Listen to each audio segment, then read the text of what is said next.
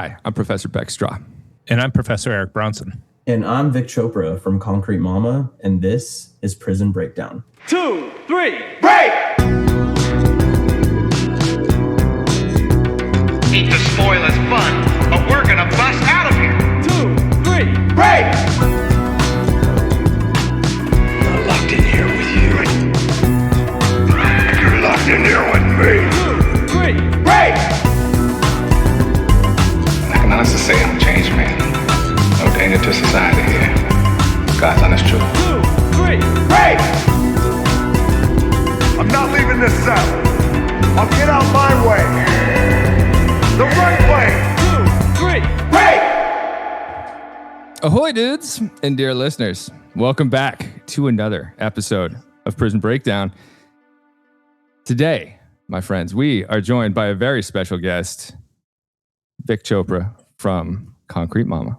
Yes, very special episode, very special guest. This is going to be a hot episode here. I mean, we're going right to the top of the list of podcasts. We're not just screwing around here with nobodies. We got one hot off the mic, and one of these podcasts that is constantly being listened to both inside prisons and out. This is something we're extremely excited about.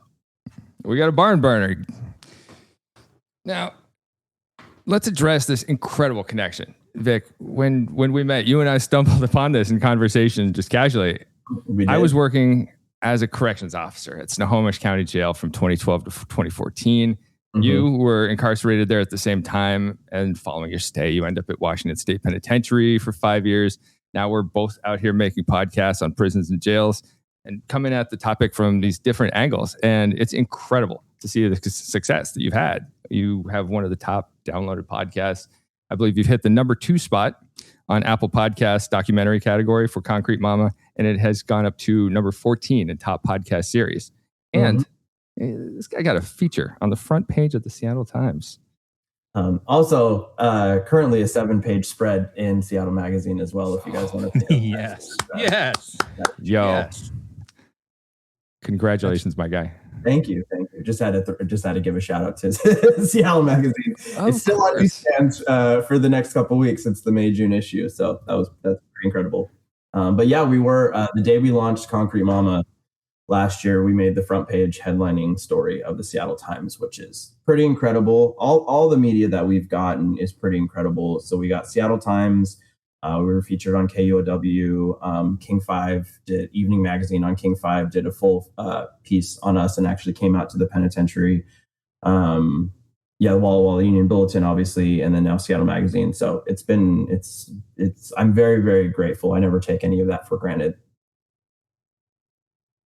Unbelievable. And can you give us a little background on the podcast and tell us, how did you guys get started? Yeah, so, I am the founder and chief creative officer for Unincarcerated Productions. We're the media house that produces Concrete Mama, the podcast.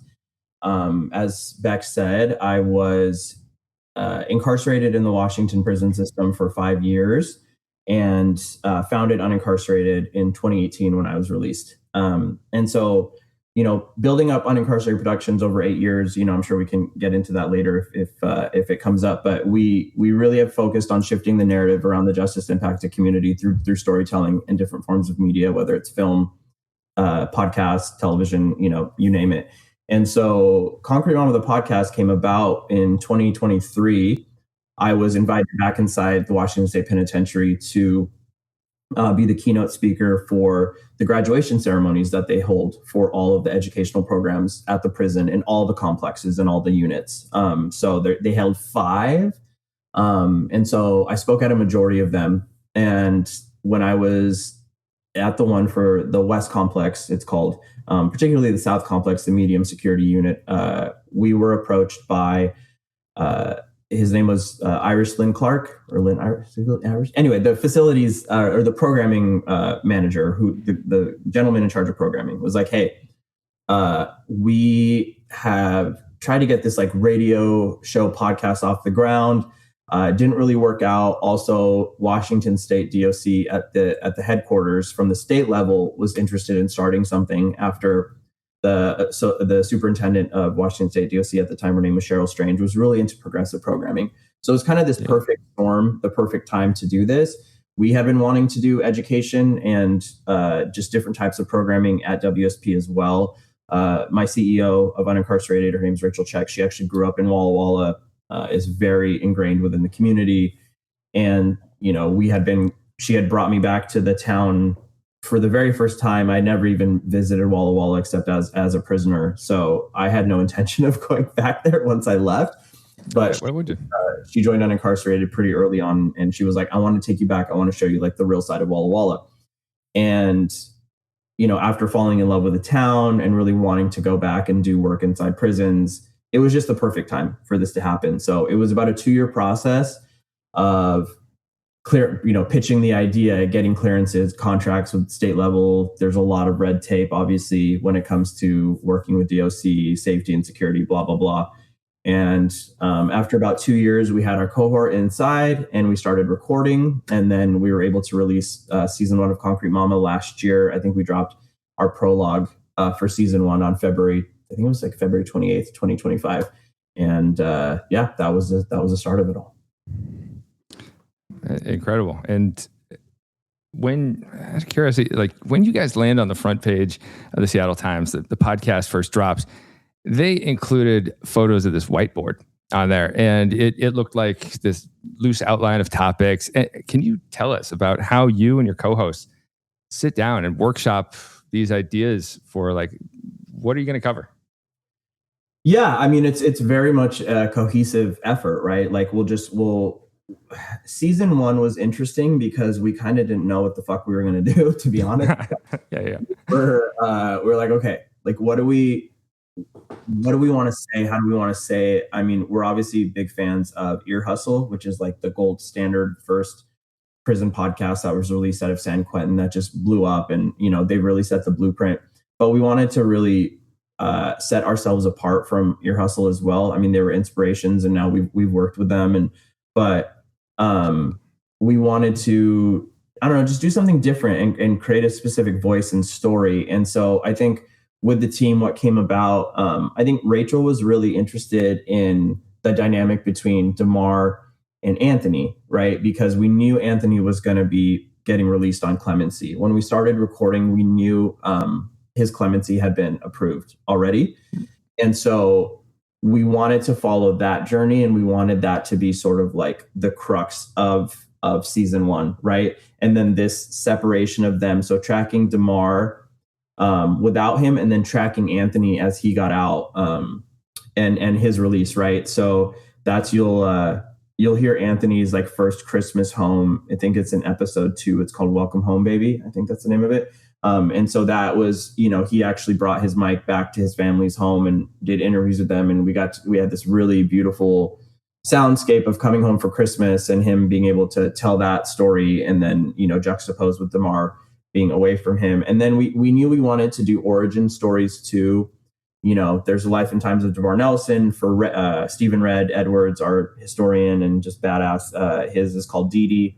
And then, you know, and Anthony's was Welcome Home, Baby. But then we also had Climb That Rope for Anthony as well, which is telling the story of his clemency.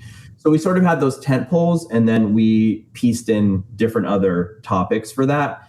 And then with season 2, we really had a chance to really dig in, because season 1, I mean, to be honest, we only had 3 episodes done by the time we launched, and we were just like, okay, fuck it, like, we got to go, like, we have to launch. So we had 3 in the can, and then we were literally producing and editing. By the end, it was like 1 a week, because we had to hit 1 per week for 10 weeks. Season 2, luckily, we had the time and just the time and the opportunity to record everything ahead of time and edit everything ahead of time. So everything's done right now for season 2. When we launched last week, we're literally wrapping up editing our last episode right now, but all the other episodes are done. So we had a chance to really hone in on, okay, what do we want the themes to be? What do we want how do we want it to flow? And so we have really, really great, like our themes for season 2, I will just say are community and then mental health, right? And within those, delve into some really, really heavy hitting, serious topics. And there's more of, each one is almost like a self-contained story and like journalistic piece.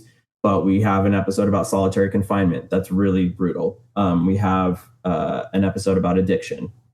We have an episode about restorative justice, which I'm really, really proud of, which is something that the general public doesn't really know about restorative justice circles and like, connecting, individuals that have committed crimes with their victims when they're ready to actually have a healing like conversation and opening that up. And those are facilitated, and there's actually people that sit down at these mediators and do that work. And so those are just some of the topics we talk about, and it's really cool. It's really exciting. I think every episode really hits it out of the park in one way or another for season 2. You're so right on restorative justice too. It is one of those topics that it feels like it's been up and coming, but like for 20 years. And it is one of those things that I've talked to people who have been on the prisoner side of it, and it is such an affecting process for people. And it brings this idea of accountability. It brings like, oh wow, I recognize the harm of my actions, and there is a healing for them in that respect as well. Like they're learning something. The person on the other side, their victim or I guess stand-in for the victim, is at least getting something out of it too.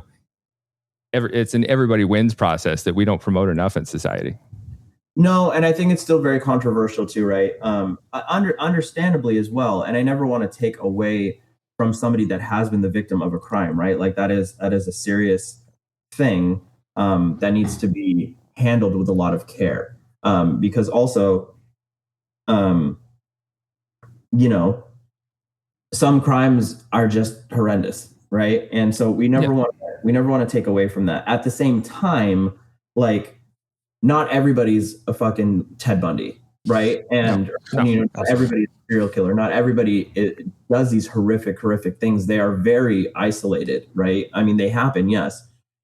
And what happens at the state legislative level when we go in for reform or asking for, a look at sentencing or a look at some way to start, working on this shit show that is the American justice system, right? And the carceral system.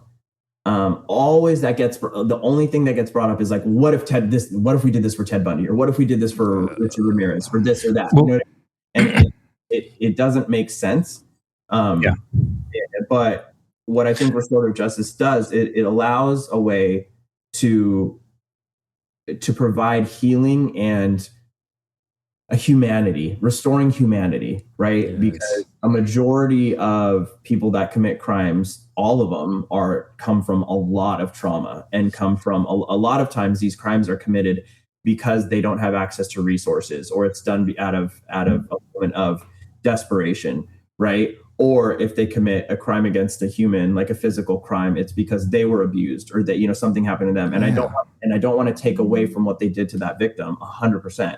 But at the same time, we need to start peeling back the layers of this and start understanding why these things happen, and then provide that moment for healing. Because a lot of times victims will tell you that like it doesn't make it any better if they see somebody tortured or executed or this or that. Like it just provides a healing space for everybody, so everybody can move on. They can forgive, hopefully, maybe, but not forget, obviously. Then it's the chance for that person who committed the crime to heal. And 95% of humans that are incarcerated are getting out, or will be released. Not everybody gets a life sentence. It's a very, very small amount of people. So it gives that person, that human as well, a chance to heal, take accountability for their actions, to understand what they've done, so it does not happen again, right? Yeah. And that's the ultimate point. And I was going to say, I think it's, a big part of the reason why there is so little restorative justice out there in America is it's an easy sell to just bash it as being soft on crime or soft on criminals by politicians. So when you say the legislature is talking about this, it's an easy win for them to say, oh, look, my opponent or these people across the aisle or this person wants to do this and put, victims or the co-victims at risk by introducing them to inmates. And, it's such an easy attack. But, listening to what you're saying in terms of how it's a healing process, I really, when I was listening to the podcast, I really, the thing that really blows me away about this whole podcast you do is, when I was, talking to my family about, we're getting this guy on who does this podcast and it's really extraordinary. And they, well, why? What makes it extraordinary? And I say, it seems like the whole podcast is an opportunity for individuals that you have on to heal, whether they're the ones that are locked up or their family members or people in the community. Hearing them talk about their experiences of, hey, I grew up in Walla Walla, and so therefore, this has had a major impact on my life, and here's the reason why I got involved as a volunteer there. Hearing people's stories as you talk about how you being a storyteller and giving them the opportunity to be storytellers, I think it's a amazing opportunity for people to heal, especially coming from a population, specifically men who don't like to talk about issues that might hurt them or how anything that's mental health related. So I think that the podcast in and of itself does an extraordinary job of doing that, where you provide them with the opportunity to talk.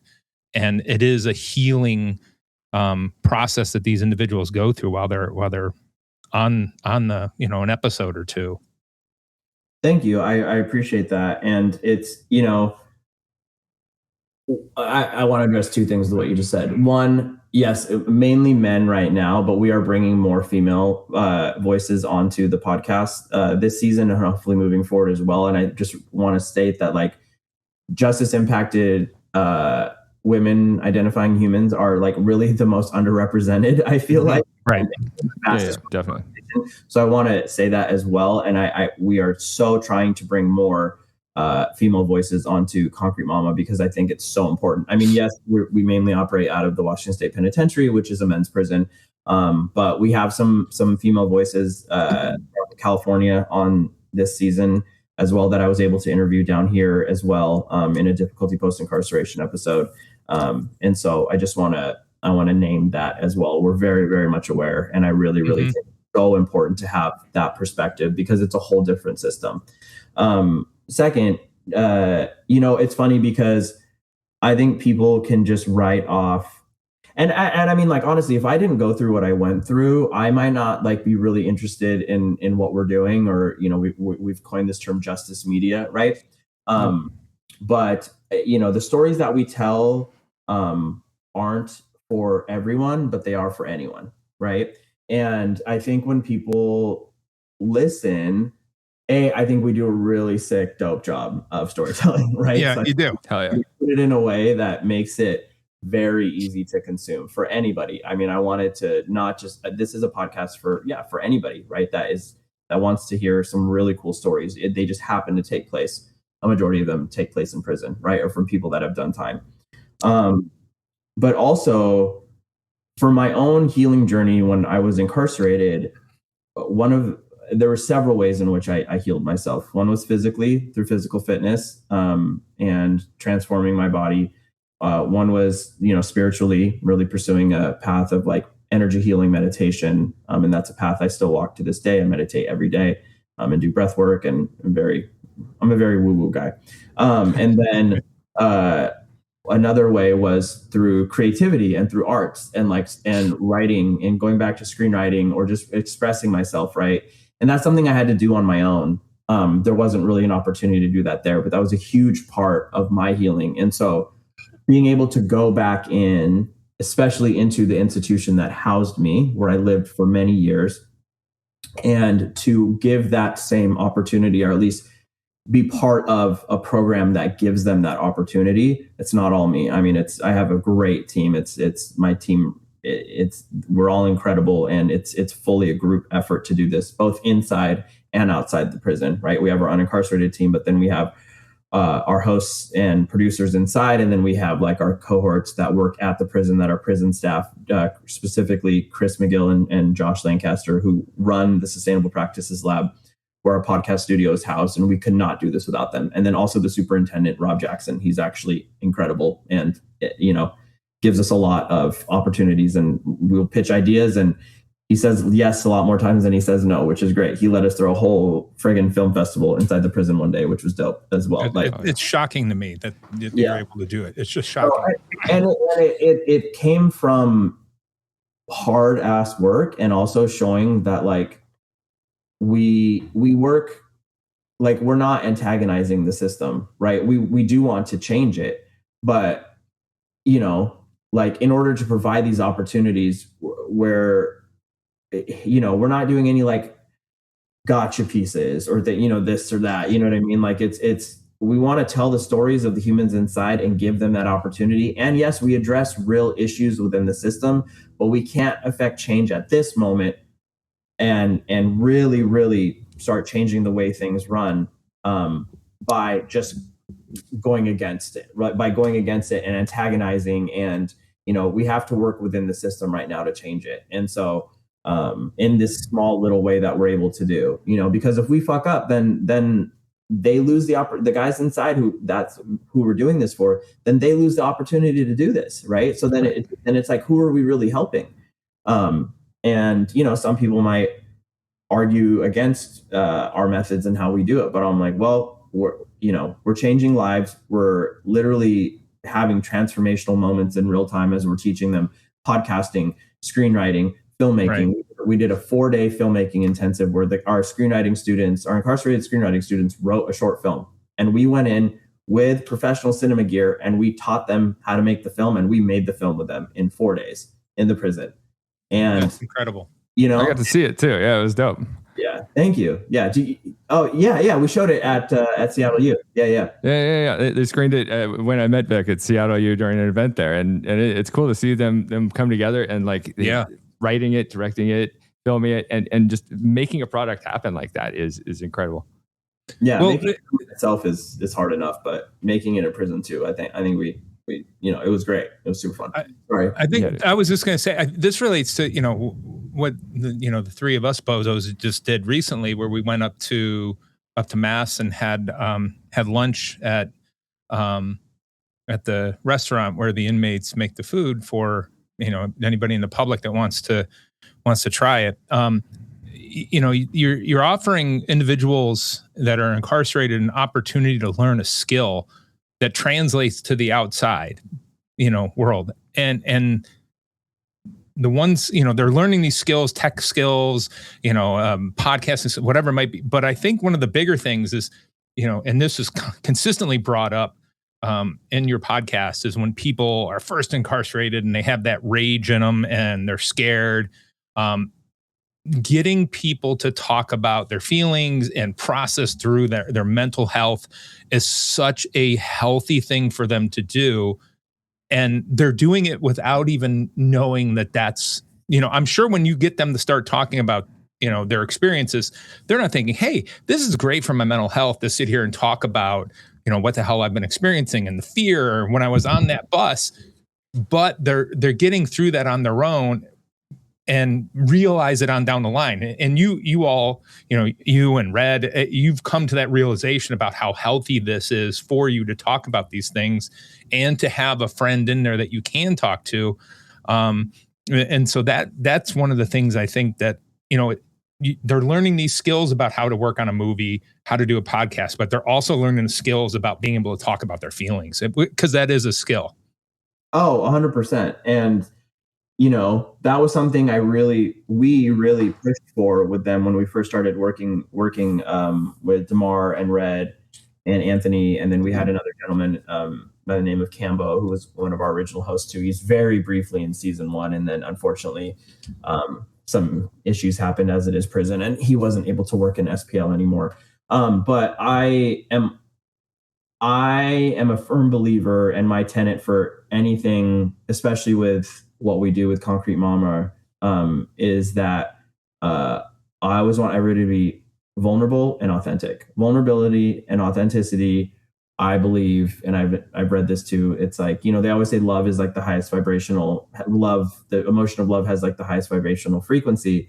But I actually believe it's vulnerability and authenticity, because when you're vulnerable and you're authentic, you create a portal or a space for other people to heal as well, because they can see themselves within you, right? And it helps heal shame or guilt, or helps people feel that they're not alone, which I think is actually more valuable, because it creates an opportunity for self-healing for somebody. So Rachel, Zach, like, we really pushed them in season 1 to be as raw and vulnerable as possible. And it was a challenge at first.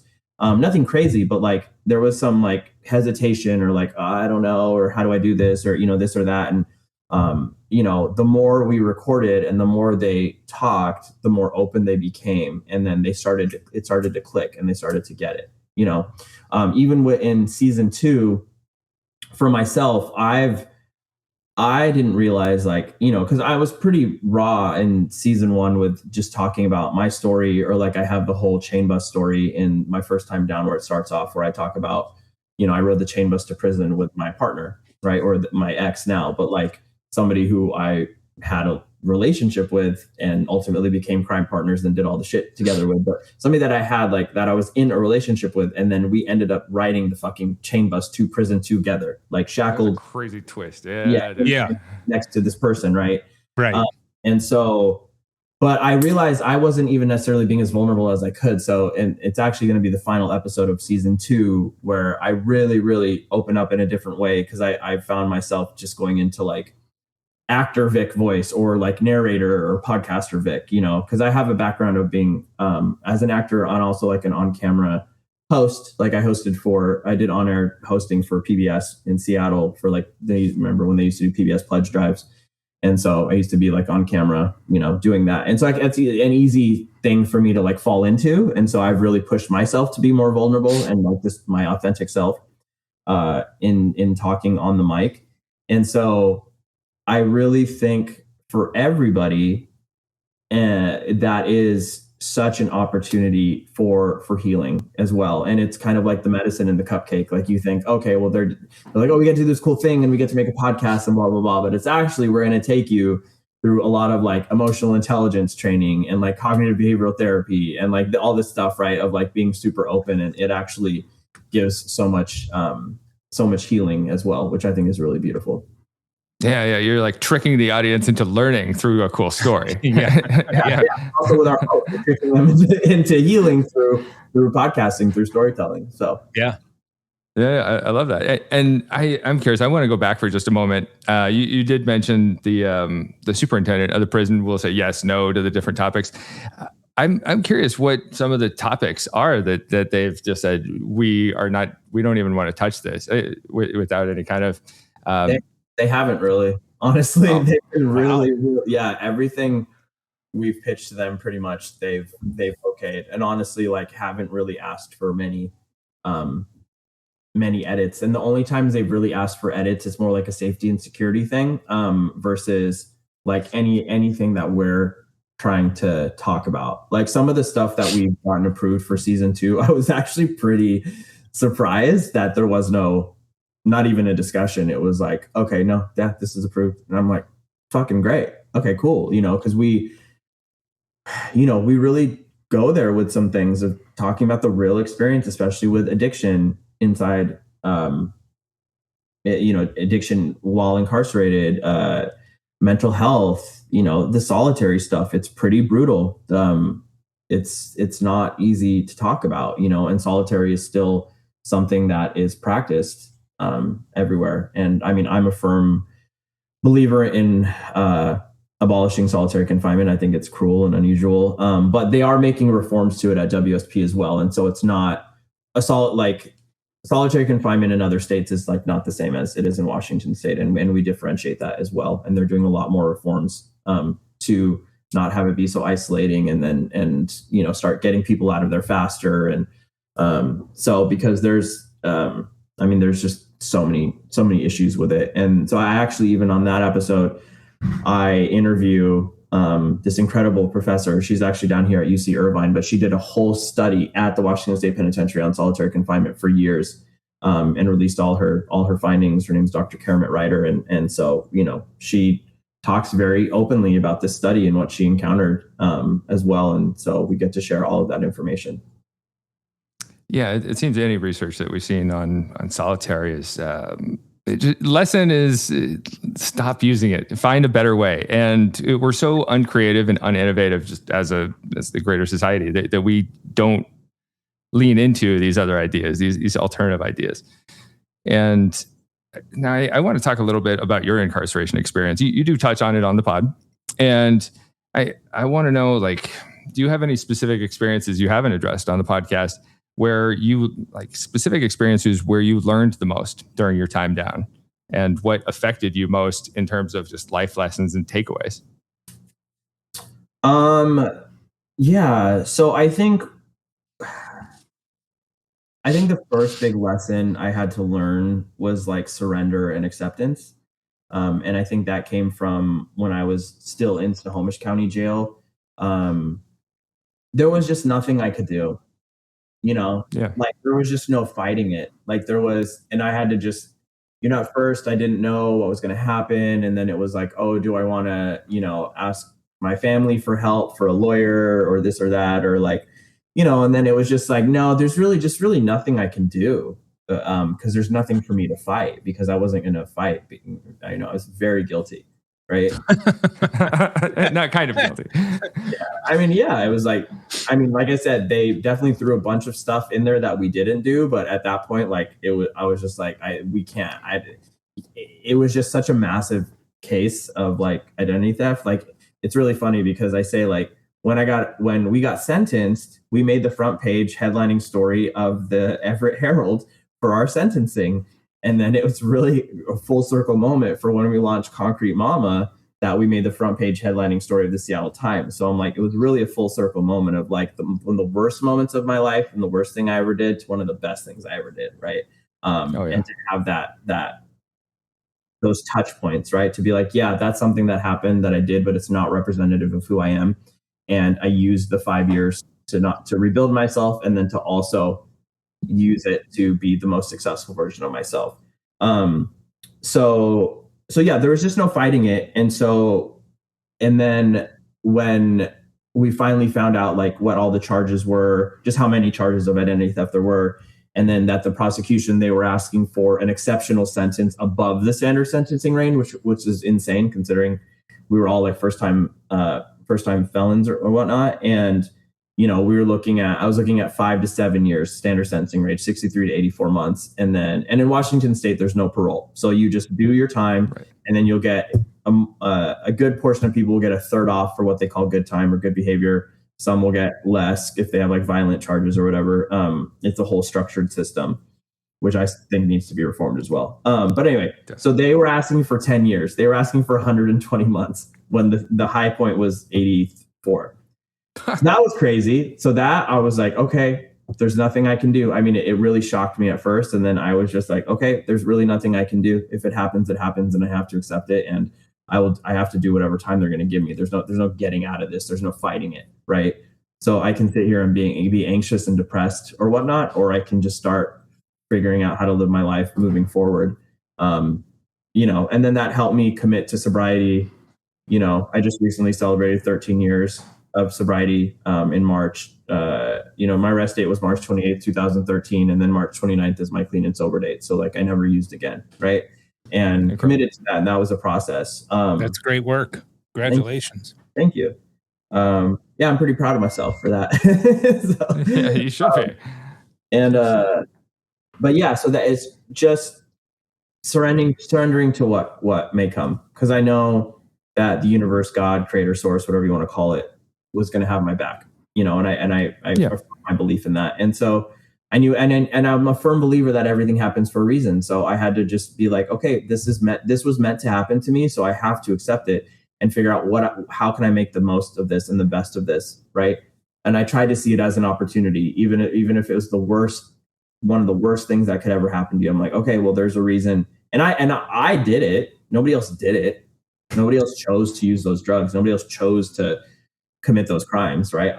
I was in an altered state of mind, sure, but I chose to use those drugs to get myself to that altered state of mind to then so it was like actions have consequences. So once I accepted that, I went into sentencing. I got 84 months, which I was actually super happy with. My family was like, and I was like, no, it's okay. It's okay. Like, cause honestly, I'm like, that's, I only have like 3.5 more years to do after spending all that time in county jail. So, and I knew I was going to prison, which everybody was like, it's so much better in prison. And I have to say, it is so much better in prison than county jail. Sure.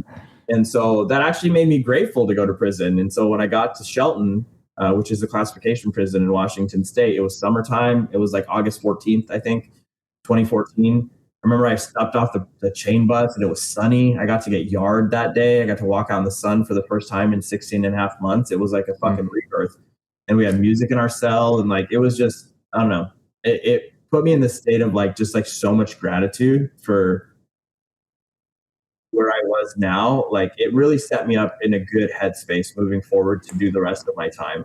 And I think I held on to that. So that was like the biggest lesson, was just like surrender. But then also little things like, I remember one time the way that I really did my time was,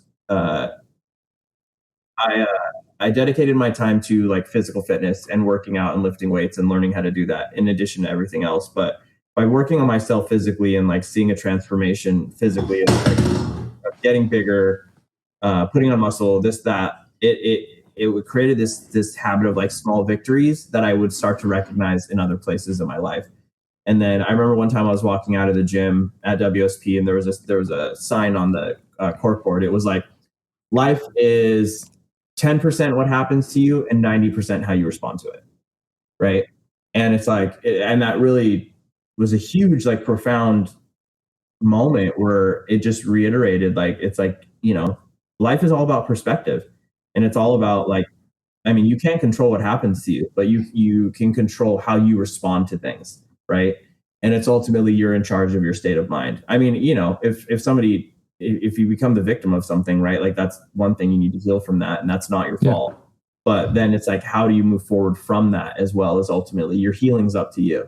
And that's when it just reiterated that's like, I where my life goes from here is up to me, no matter what. Even having this tag of having felonies on my record, of having a criminal record, of coming out of prison, of somebody that did time, blah blah blah.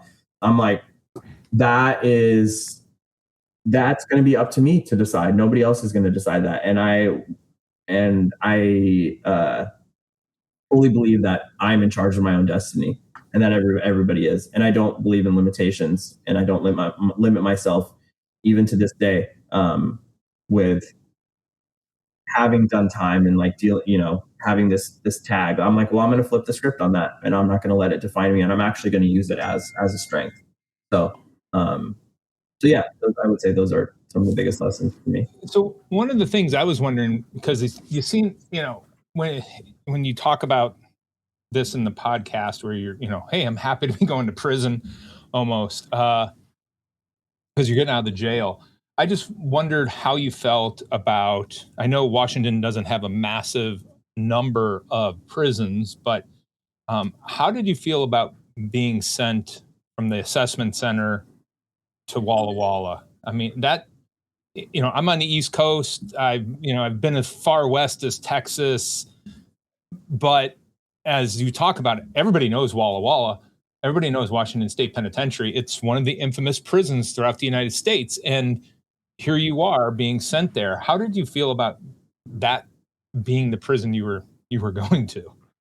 Oh, I mean, I was scared shitless, not gonna lie. I was just like, oh my God. Like we have this thing where we say like, I don't want to go to Walla Walla. Like nobody wants to go to Walla Walla. Nobody wants to go to Walla Walla.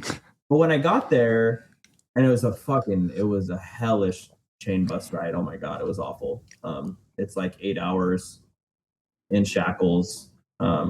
It's terrible. But when I got there, my perspective really changed. And I got to I was in the minimum security unit. I was, or minimum security complex. I got to I was in a unit where I actually had my own cell. It was a single man cell, which, there's some up there. I mean, they're tiny. It was tiny, but I was like, oh, okay, this actually isn't so bad. Yeah. And so, but yeah, I mean, going there, it was a little nerve wracking. I mean, I was just like, okay, whatever, but I didn't want to go. And I fully had the intent of trying to get a transfer back over to the west side of the state so I could be closer to my family. But when I got there, got to my unit, I was like, okay, I got my own cell. People here seem pretty chill. And so I called my mom and I was like, yeah, just come visit me a couple times a year. You know what I mean? And I only have 3 and some change left to do now. And I'm like, I can do that here. It's no problem. And so yeah, I mean, in actuality, it wasn't that bad. It wasn't that bad. It could have been a lot worse. Yeah. Okay.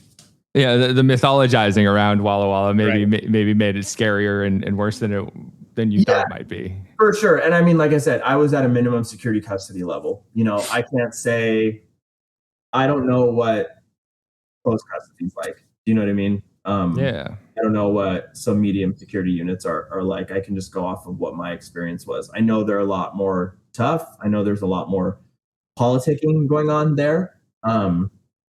And that was a whole thing I didn't even know about either till I was in jail, and people were like, oh, well, when you go to prison, there's racial politics. And I was like, what does that mean? They're like, oh, you have to hang with your own kind. And I'm like, how many other fucking Indians do you see around here? I'm like, I don't see it. Barely any other Asian people here. And they were like, oh, well, yeah, there's the API OOS car. It's the OOSes. And I'm like, okay, cool. So learning all about that, and then learning that there's a handshake. There's handshakes that go with these. It's a whole thing, the whole culture you have to learn. And so I had to and when I got to Shelton, I had to do that. But once I got to Walla Walla and I got to the minimum was pretty mixed in, and everybody had 4 years or less to the gate. Everybody was going home. So there wasn't a lot of racial politicking going on. There was a little bit. And, the person in charge of the OOSes or the API car, we call them cars, met me, and, I don't want to say they tried to recruit me, but a couple of friends of mine were just just leave Vik alone. They were like, he's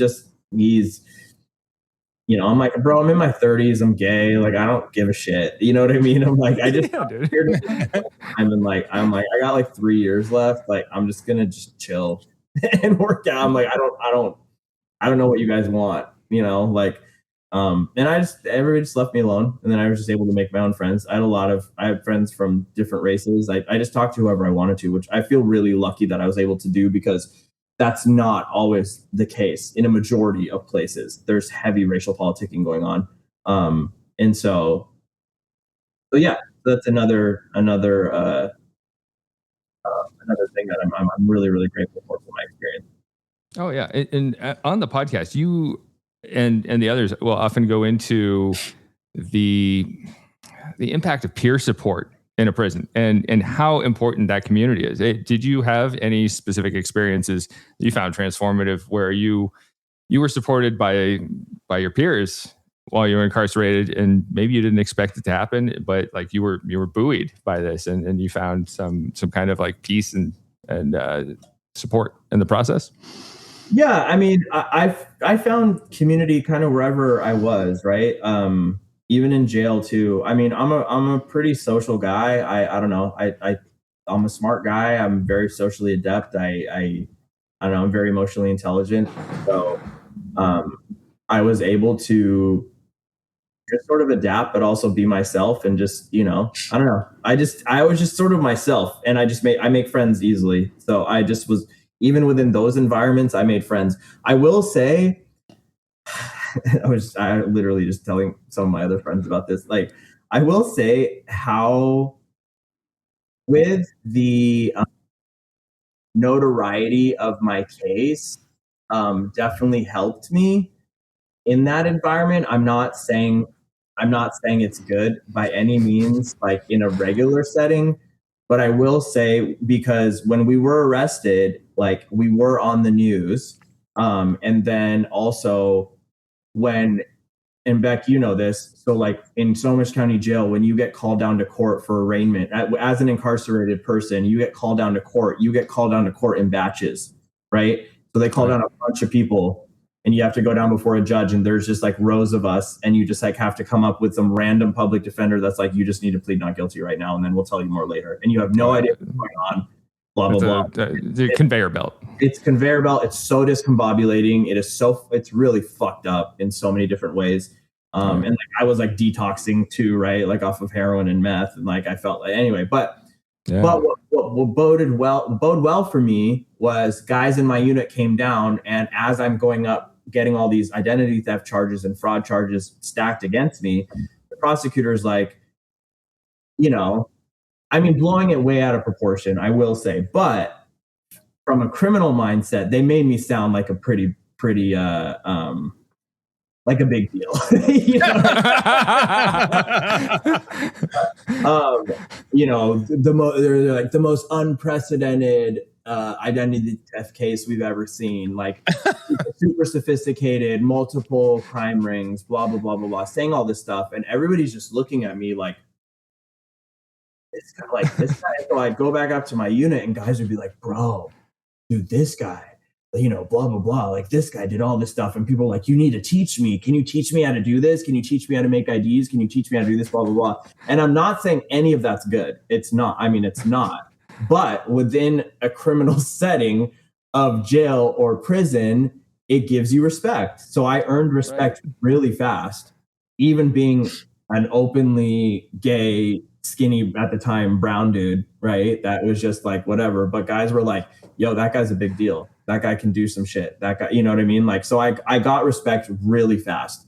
And then the same thing when I got to prison too, was like, they do what's called paper checking, right? So you get on the tier and then you just put your judgment and sentencing on your desk.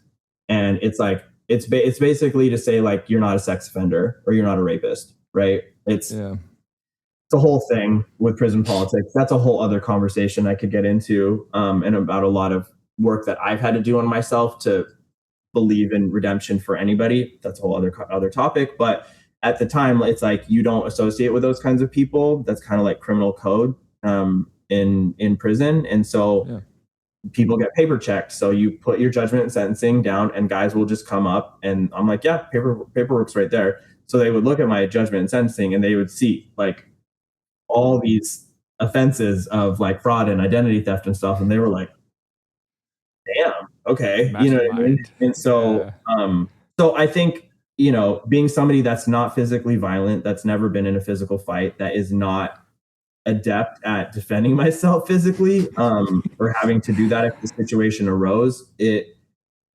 helped me a lot in that sense of like, I got respect. I got respect for that. And it helped. Yeah.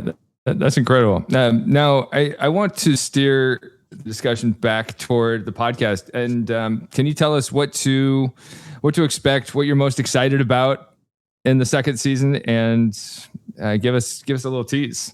Yeah, I mean, so our big themes for season 2, like I said, are community and mental health.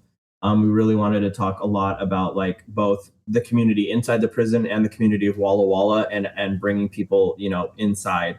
That starts off with our very first episode where a lot of the audio you'll hear was from our September 20th. We threw a big event September 20th in the town of Walla Walla at Foundry Vineyards to celebrate the success of season 1. And that was a really big community celebration. We had Earlonne Woods from the Ear Hustle podcast came out. He recorded with us inside the prison and then was a part of our celebration. That was huge. And then you'll hear from a lot of like community members as well. And then mental health is really, really big for this season. We have one episode just fully dedicated to mental health. We talk about addiction. We talk about solitary. We talk about difficulty post-incarceration. Anthony has a great episode where he delves more into his family history. That's called Where's Santos?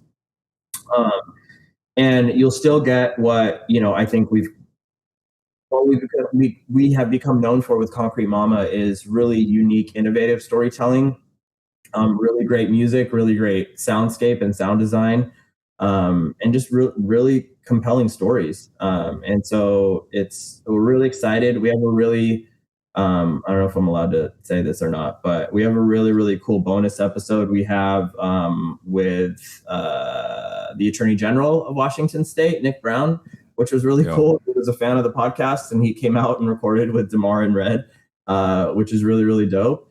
So yeah, we have some really, really cool stuff. I'm so proud of the whole team for what they've brought. We have 2 new podcast hosts and sound engineers, Chris Gates and Nate Bowers, who joined the team with Red and Damar on the inside.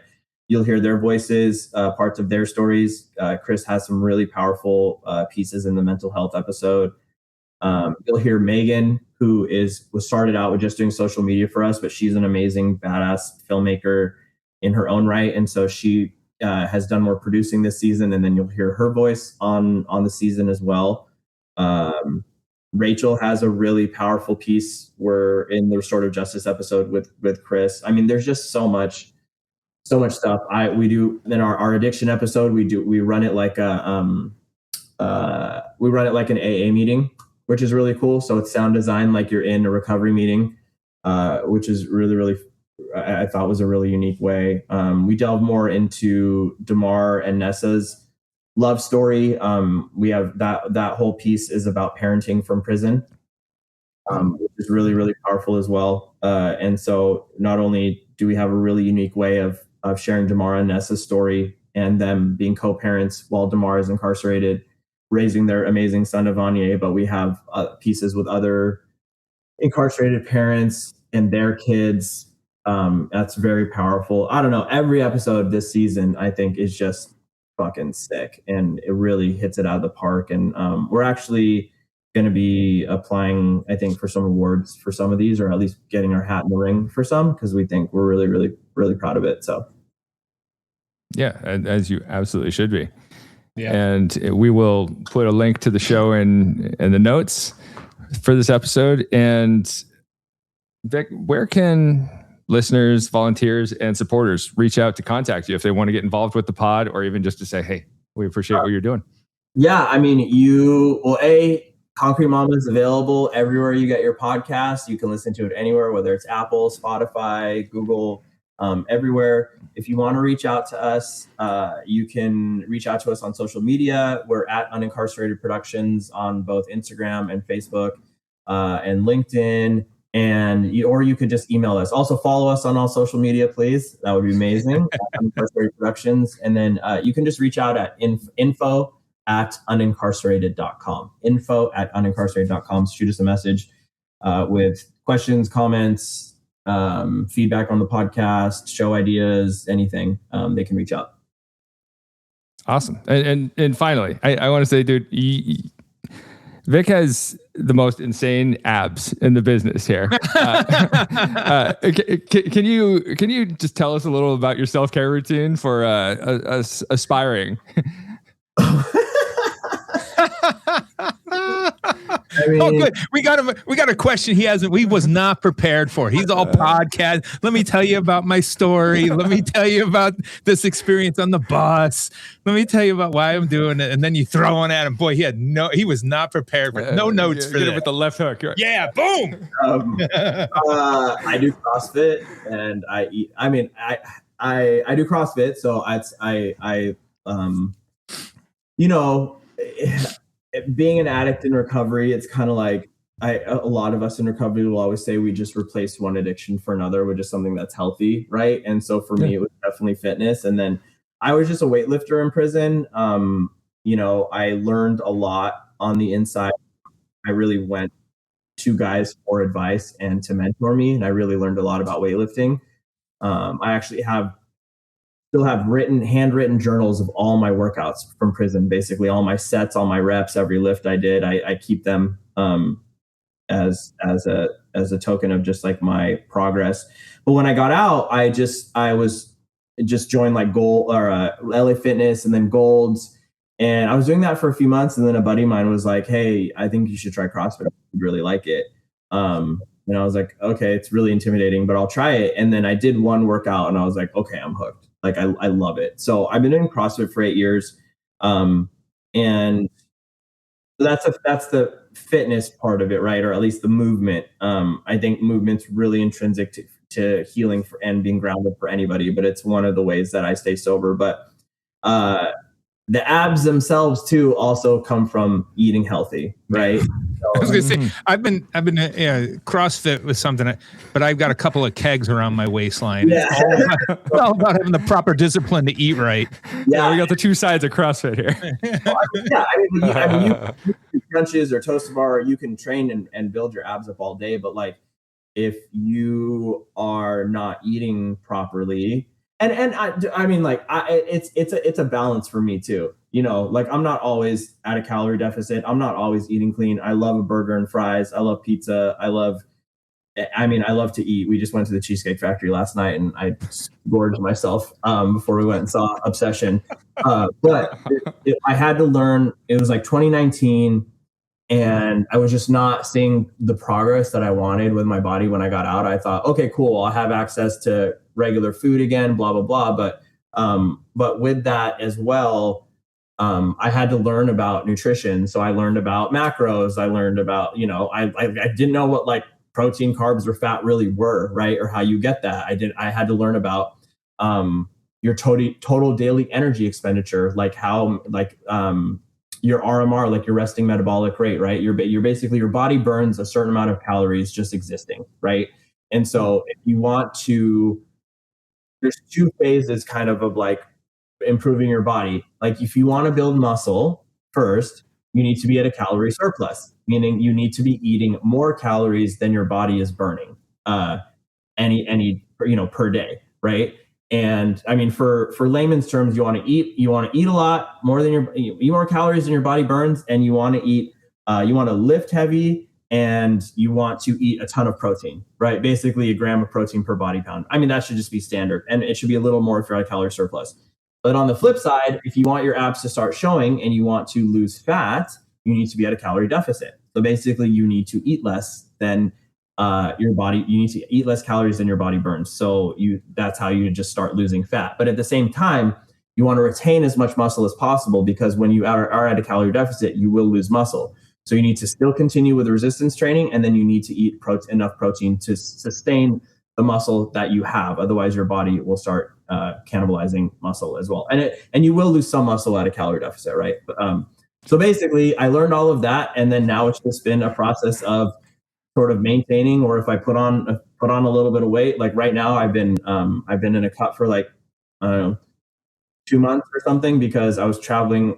March and April were just insane for travel, and I really didn't get a chance to work out, and I was eating all the things, especially in Walla Walla, which is like fried food for days everywhere. It's like so hard to find good. I mean, there's good food in Walla Walla, but there's a lot of unhealthy food too. So yeah, I work out, and I eat healthy when I can, or I go through phases where it's like, okay, I'll be doing this, and then sometimes I just don't give a fuck, and I'm just like, I want to eat what I want to eat, because that's also one of the benefits of work. That's also one of the things why I work out too, is so I can eat what I want, Right. Yes, dude. Yeah. Well, thank you. There you have it. One of the best in the biz. And for listeners who want to go on Instagram and check out the crazy abs, do you want to drop your personal Instagram as well? Oh yeah. So my personal Instagram is at Vik Chopra. That's VikChopra at Vik Chopra. If you want to, please come follow me. Follow along on my life adventures and my all the stuff I post. I post a lot about my work. I post thought leadership, just whatever. So fantastic. Awesome. Vik, we can't thank you enough for coming on to talk about all things prison on the pod. And thank you. You are an inspiration, and we look forward to hearing the second season. Yeah. Thank you so much. Yeah. Thanks for having me, guys. This has been great. I really appreciate it. Yeah. And everybody, listen to Concrete Mama, the podcast, everywhere you get your podcasts.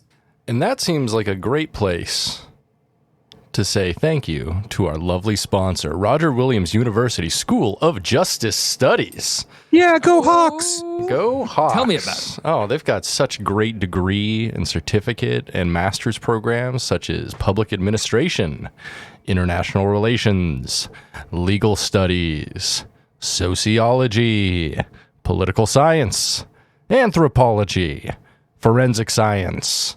Of course, we've got criminal justice. Woohoo! Yes. And of course, the biggest boy over in Not leadership. yes, leadership. Oh, Yeah. Yep. So Well, thank you. you, Roger Williams University School of Justice Studies. We thank you. We salute you. We certainly do. And you know, with that, I think it's time for a little movie minute. Movie minute. Movie minute. 60 seconds with producer Britt to talk about movies. So, last time on the pod, Judge Bronson here sentenced me to watch the Poughkeepsie tapes from 2007, which is a pseudo-documentary horror written, directed, and edited by John Eric Dowdle, best known for directing Quarantine and the Waco miniseries on Paramount. The movie is something in between documentary and found footage, going back and forth between media clips, interviews with experts, a class about the Poughkeepsie tapes, and the titular Poughkeepsie tapes themselves, which are self-recordings of a sadistic serial killer and kidnapper known as the Water Street Butcher. This film was okay, I guess. It was directed competently enough, and there were 2 or 3 scenes within the found footage that were really effective horror that built and executed tension really well. Even the torture scenes are fairly well done sometimes, if maybe bordering on the director fetishizing torture and kidnapping. So I don't know how I felt about that. My biggest issue with the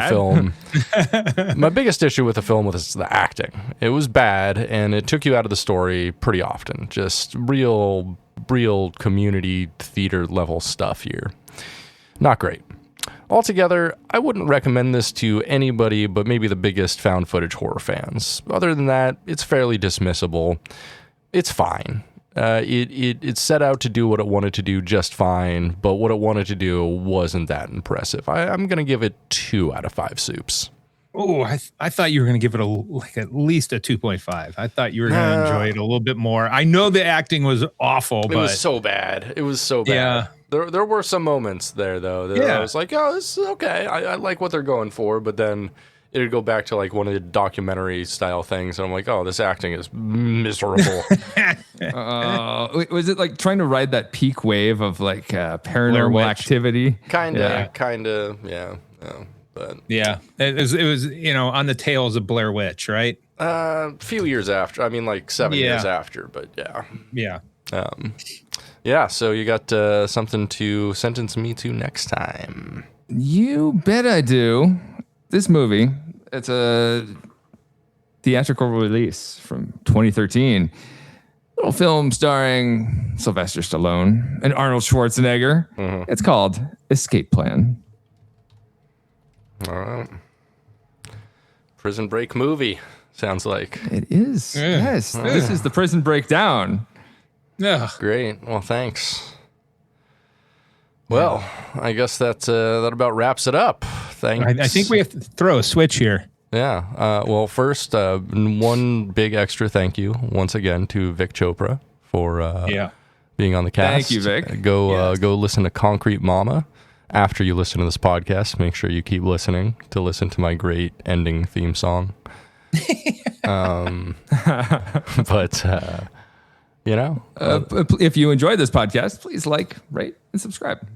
Please. And if you don't, still rate. Still 5 stars, obviously. Yeah. Well, if they don't like the podcast, we're going to punch something out. What do you think we're going to punch out, fellas? The lights. There you go. Lights out.